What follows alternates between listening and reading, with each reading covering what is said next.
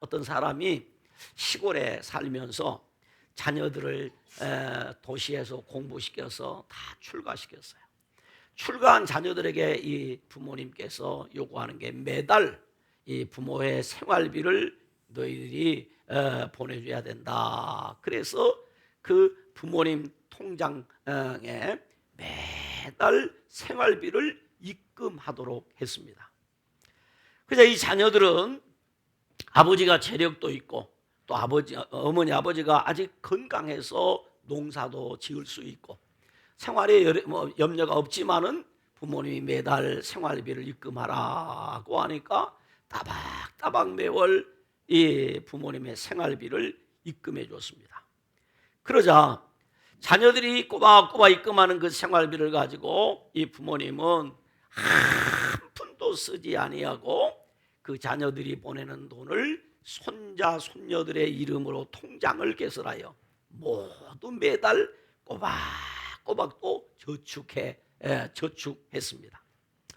이분이 자녀들에게 생활비를 보내라고 한 것은 돈이 필요해서가 아니라 혹 자녀들이 효도하는 것을 잊지 않도록 하기 위함이었고, 효도하는 자녀에게는 반드시 더 큰 것이 돌아간다는 것을 알도록 하기 위함이었습니다. 저는 이 이야기를 읽으면서 그런 생각을 했습니다. 하나님도 마찬가지다. 왜 하나님께서는 이스라엘 백성들에게 제사를 드리라고 했을까 하는 것이죠. 하나님이 제물을 특별히 좋아하셔서 제사 제도를 명령한 것일까 하는 것이죠. 결코 그것이 아니라는 것입니다. 제사 제도는 하나님을 위한 것이 아니라 제사장 나라 거룩한 백성들을 위한 하나님의 방법이었다는 것이죠. 다시 말하면 이 제사를 통해서 제사장 나라 거룩한 백성으로서의 정체성을 잃지 않도록 하기 위함이었습니다. 그러므로 이스라엘 백성들의 모든 삶의 중심은 항상 제사를 중심하는 삶을 살도록 함으로 그들이 늘 하나님과 깊은 교제를 통해서 하나님의 도움을 받아 살도록 했던 것입니다. 그렇습니다. 예배도 마찬가지입니다. 하나님께 우리가 예배를 드립니다. 그러면서 우리는 말합니다. 하나님의 영광을 위하여 예배를 드립니다. 그래요. 맞습니다. 하나님의 영광을 위해 예배합니다. 그런데 여러분 아셔야 됩니다. 사실은 예배를 통해서 하나님 앞에 우리가 드리는 것보다 우리가 하나님이 주시는 것 받아 누리는 것이 훨씬 크고 많다는 것입니다. 예배할 때 하나님이 우리에게 은혜를 주십니다. 하나님이 우리에게 은혜 주시려고 은혜의 통로가 막히지 않도록 하기 위해서 우리에게 예배하라 그랬어요. 예배하라. 예배를 통해서 너희들이 복을 받아라. 그러므로 성도는 예배 중심의 신앙생활. 아멘. 예배 중심의 신앙생활. 곧 예배 중심의 삶을 살아야 합니다.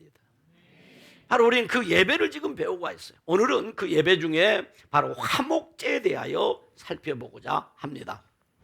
화목제란 화목 평화라는 뜻과 온전함, 완전함, 평화로움을 포함하는 좋은 상태, 쾌정한 상태의 내용을 담고 있는 샬롬이라는 말과 또 동물을 죽이는 일이라는 뜻의 죽음 혹은 희생 제물이라는 말이 합쳐져서 파생된 말이 바로 이 화목제라는 그 히브리어의 말입니다. 그러니까 온전한 관계, 평화로운 관계, 분쟁이나 다툼이 없이 사이좋게 지내는 상태만을 의미하는 것이 아니라 보다 더 깊은 의미가 이 화목제라는 말 속에 포함되어 있어요. 그러니까 몸과 정신이 온전하고 튼튼한 상태, 곧 육체적으로 건강함을 포함하여 하나님과 그리고 이웃과의 아주 이 관계의 이 회복, 관계의 평화로움, 그래서 결국은 번창하여 복지를 누린다라는 원어의 뜻이 있는 것을 살펴보았습니다. 그러니까 화목제를 다시 좀 정리하면 이렇습니다. 하나님과의 관계를 완전한 평화로운 관계로 회복하여 하나님께서 자기 아들 예수를 내어주시는 구체적인 행동으로 확증해 주신 하나님의 사랑으로 영적인 번창과 복지를 이루고, 거기서 끝나는 것이 아니라 그 다음에 공동체 안에서, 우리 교회 안에서, 성도 안에서 어떻게 이웃과 관계를 온전하고 평화로운 관계를 맺도록 하는 제사가 바로 화목제다 그 말이에요. 그래서 성경에는, 신약 성경에 보면 이 화목제사를 단순히 제사로, 다시 말하면 예배로 멈추도록 하지 않고 이 예배를 이렇게 화목제사를 주도할 수 있는 화목의 직책, 화목한 직책을 우리에게 주셨다. 그래서 어디를 가든지 우리는 이 화목하도록 하는, 화목제를 드리는 삶을 살도록 하는 직분을 우리에게 주셨다. 그러므로 우리가 어디 가서든지 하나님 앞에 받은 이 은혜와 축복을 널리 전파하고 나누고 공유해야 될 사명이 우리에게 있다. 그러면 화목제는 언제 드렸는가? 세 가지로 나눠 생각할 수 있어요. 첫째는 특별히 감사한 일이 있을 때. 그래서 7장 12절에 보면 만일 그것을 감사함으로 드리려면, 감사한 일이 있을 때 화목제물을 드렸다. 7장 15절에 감사함으로 드리는 화목제물이라고 했어요. 그러니까 유대인들은 전통적으로 하나님 앞에 감사를 드려야 할 것을 몇 가지를 정해놨어요. 전번에 제가 설교할 때 그랬어요. 이스라엘 백성들은 두 가지의 계시가 있다. 첫째는 기록 계시, 우리가 지금 가지고 있는 성경 계시 토라라고 했고요. 두 번째는 구전 계시, 곧 미시나. 이 미시나를 쉽게 풀어서 쓴 책이 탈무드라고 그랬어요. 그 탈무드에 보면은 언제 감사하느냐? 첫째, 불치병에서 고침받았을 때. 몸에 병 들었는데 그 누구도 못 고친다고 내가 하나님 앞에 나서 고침받았을 때 화목제물을 드렸고, 두 번째는 사막을 무사히 통과했을 때, 어려운 일을 무사히 잘 감당해냈을 때 화목제물을 드렸고, 세 번째는 위험한 항해를 무사히 돌아왔을 때, 네 번째는 감옥에서 석방되었을 때. 그러니까 이 네 가지를 종합하면 한마디로 생명의 위협에서 구원받았을 때 하나님 앞에 화목제물을 드렸다 그 말이에요. 그래서 이 특별히 감사한 일이 있을 때 하나님께 드리는 제사가 화목제사예요. 그래서 화목제사를 다른 말로 감사제라 그래요. 여러분, 성경에 있다면 감사제를 드리려거든 이란 말이 나오죠. 바로 그것은 화목제물이에요. 두 번째, 소원한 일이나 그 소원했던 것이 이루어졌을 때 화목제사를 드렸어요. 7장 16절에 보면 그의 예물의 제물이 소원이라고 했고, 표준 세번역 성경은 번역을 아주 재밌게 놨어요. 뭐라고 하냐면 서약한 것을 지키려고 드리는 제물, 이것이 화목제물이란 말이죠. 그래서 사무엘상 1장 3절을 보면 아들을 낳지 못했던 한나라는 여인이 실로에 올라가서 만군의 하나님께 예배하며 제사를 드렸는데, 그랬는데 이 제사가 무슨 제사였다? 소원제. 이 소원제가 화목제배란 말이에요.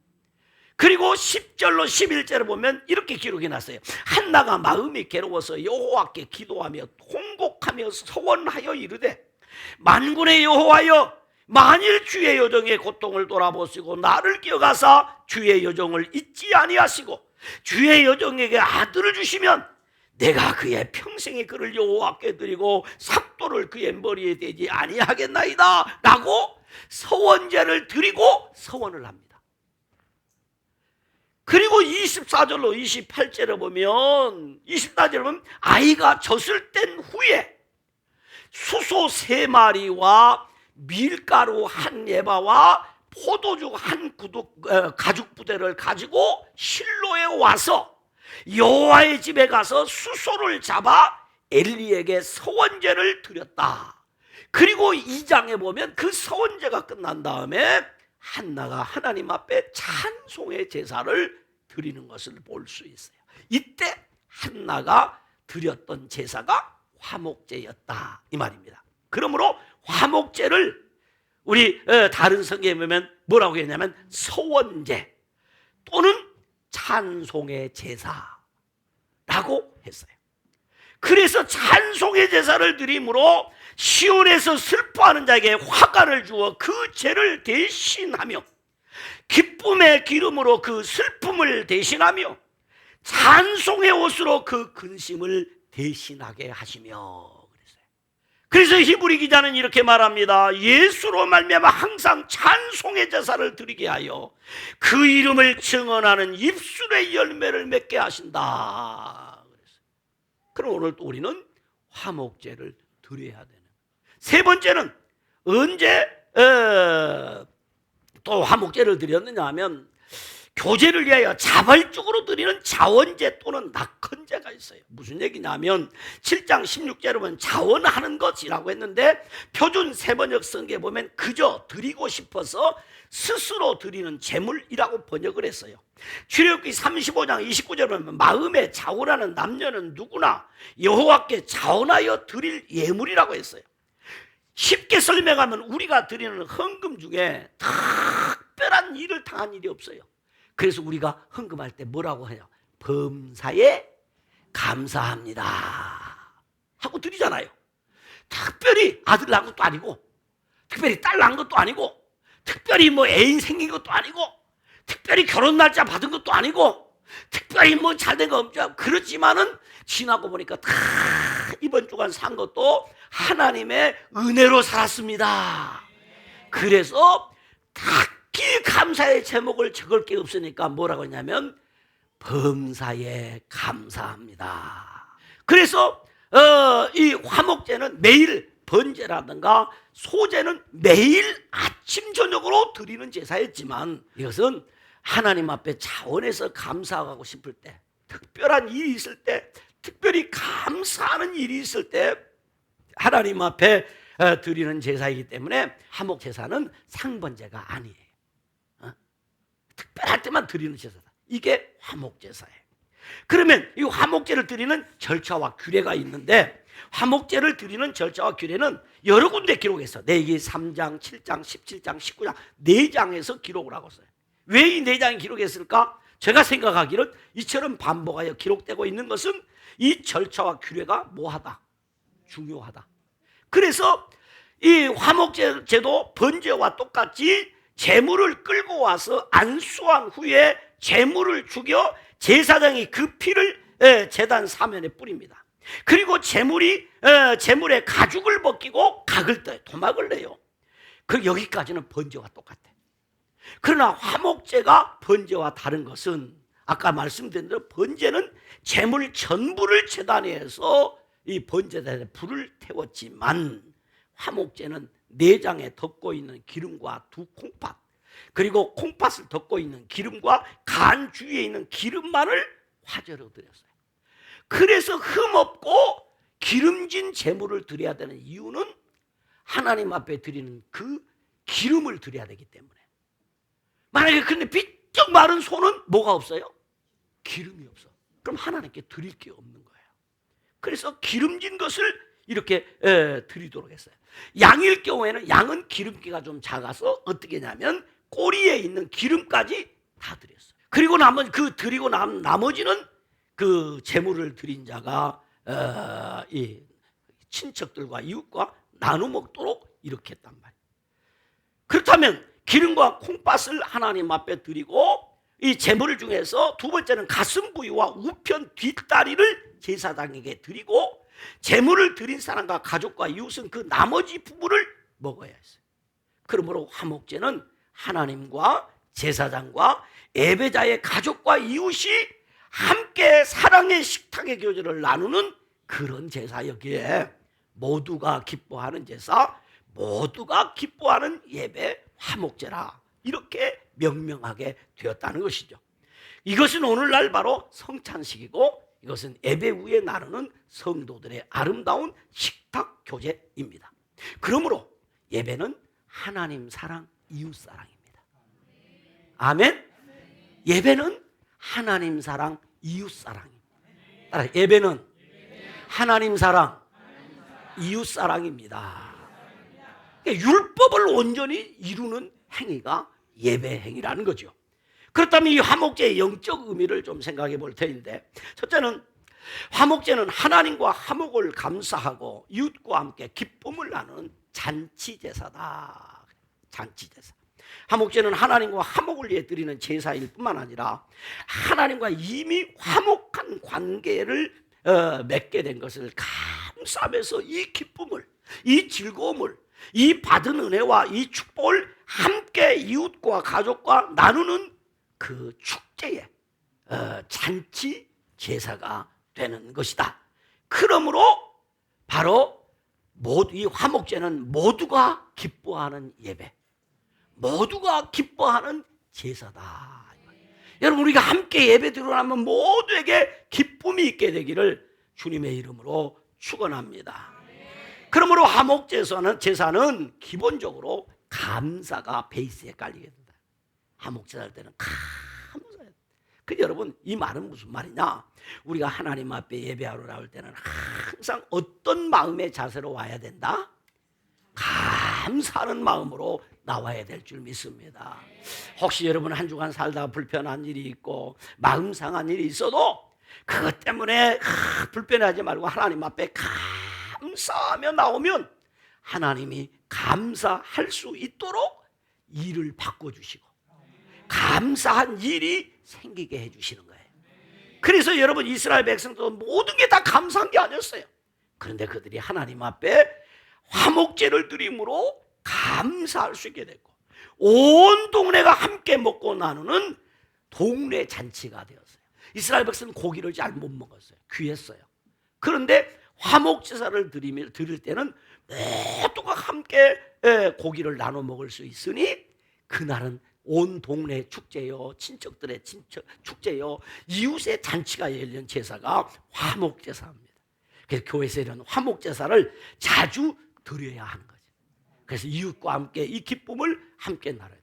그래서 예수님께서도 이것을 얼마나 의미 말했냐면 이렇게 말해요. 마태복음 5장 23절 24절에 보면 그러므로 예물을 제단에 드리다가 거기서 내 형제에게 원망 들을 만한 일이 있거든, 일이 생각나거든, 예물을 제단 앞에 두고 먼저 가서 형제와 화목하고 그 후에 와서 예물을 드리라. 화목제사를 드림으로 고기가 남아서 제사 드린 거 헛되게 됐어요. 그렇다고 기분 나쁜 사람 쏙 빼놓을 수 있겠어요?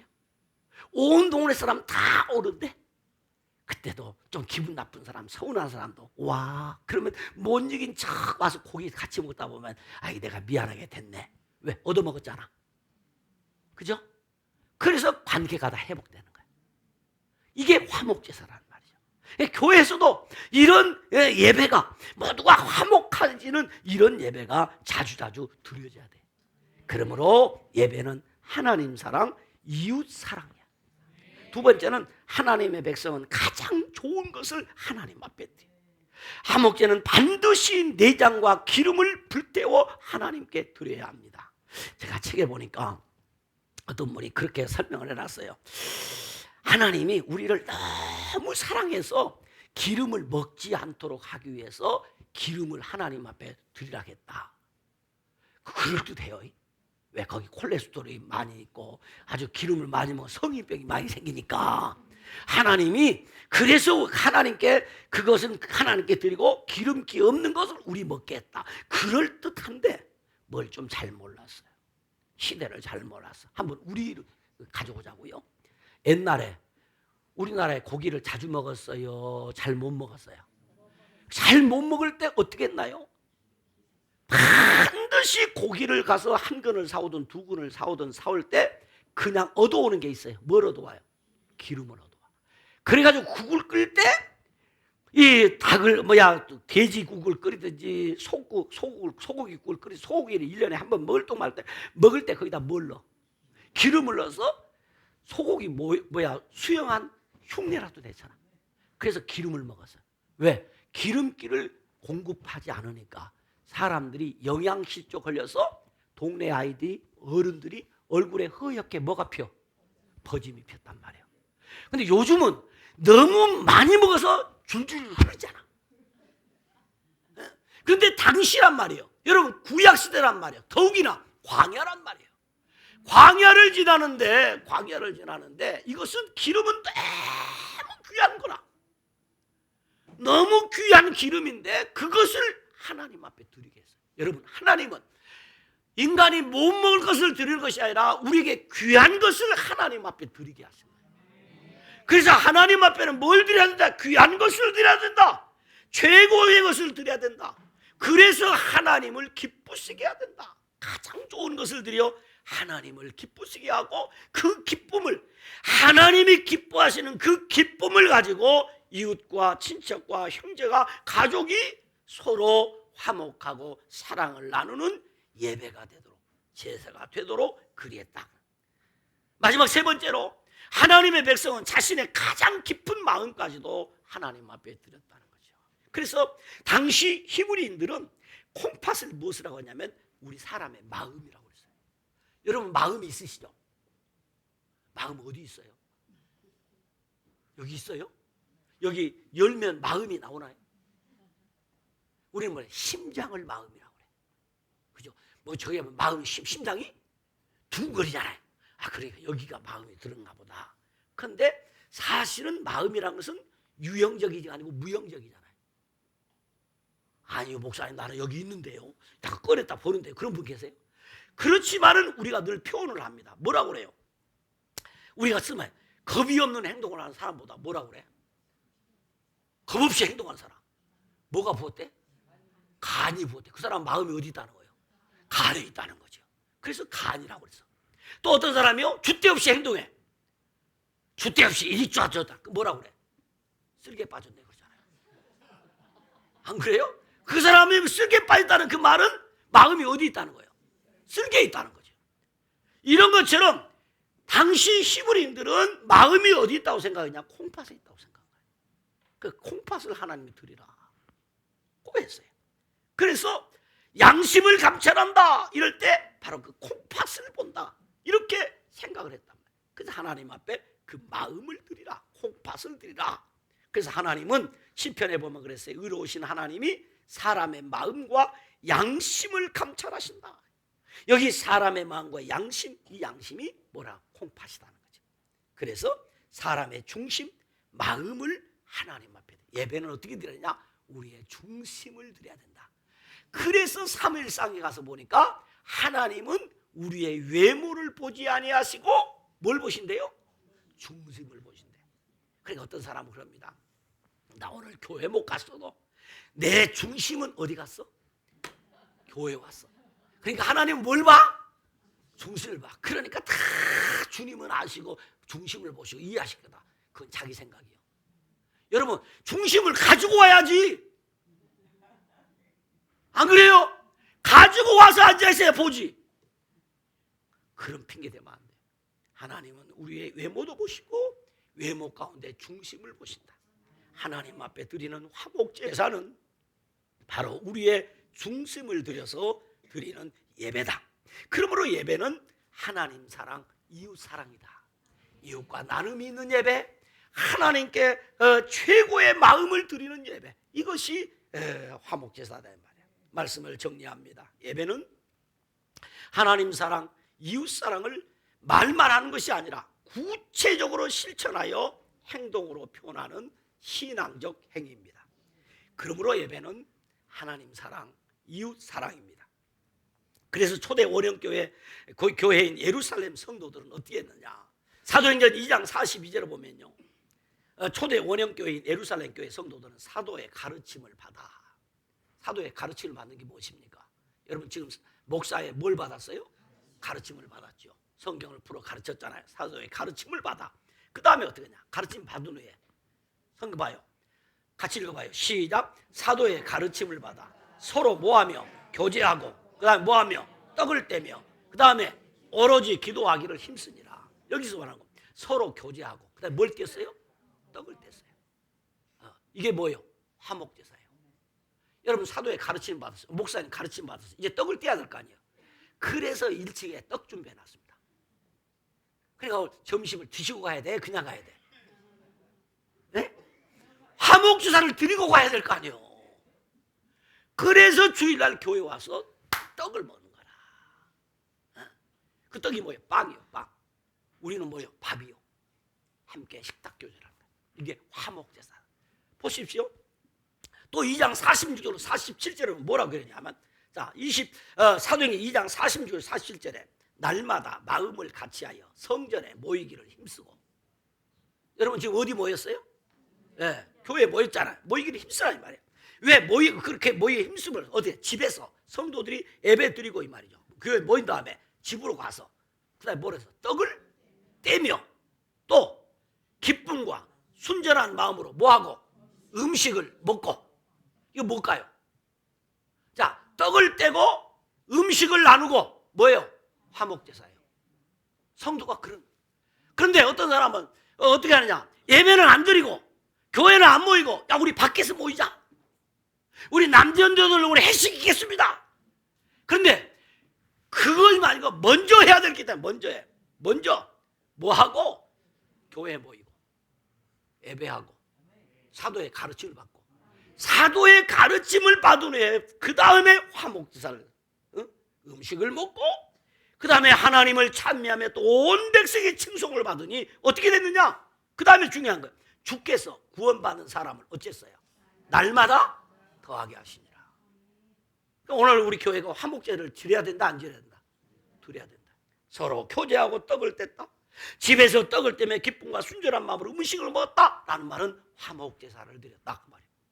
그러니까 신약교회 와서 자연스럽게 모임이, 그 제사가 이렇게 교회 안에 스며들어서 오늘 우리 교회도 지금 그렇게 행하고 있는 거죠. 성경에 근거한 것들이 실천되고 있어요.